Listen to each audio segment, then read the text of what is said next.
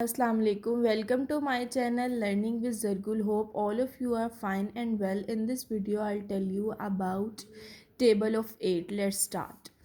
8 ones are 8, 8 twos are 16, 8 threes are 2 4 24, 8 fours are 32, 3 2 32, 8 fives are 40, 40 40, 8 six are 48, 8 sevens are 56, 8 eights are 64, 8 nines are 72 and 8 tens are 80।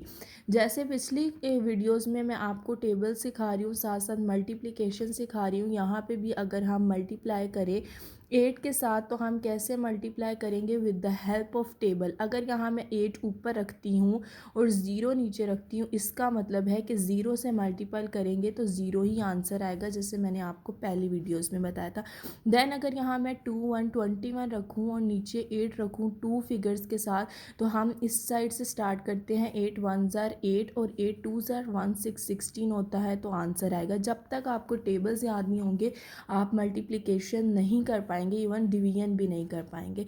इसलिए अपने बच्चे को जो है वो ज़रूर टेबल सिखाएं। अब 8 फोर्स आर 32 होता है, तो 3 2 32 में से 2 हम यहाँ पे नीचे लिखेंगे और 3 हम कैरी कर देंगे।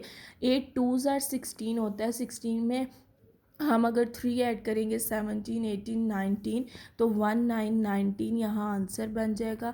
इस तरह सिंपल आपके लिए वीडियोस लेकर हाजिर रहूँगी। अगली वीडियो में हम 8 के साथ मल्टीप्लिकेशन देखेंगे इंशाल्लाह।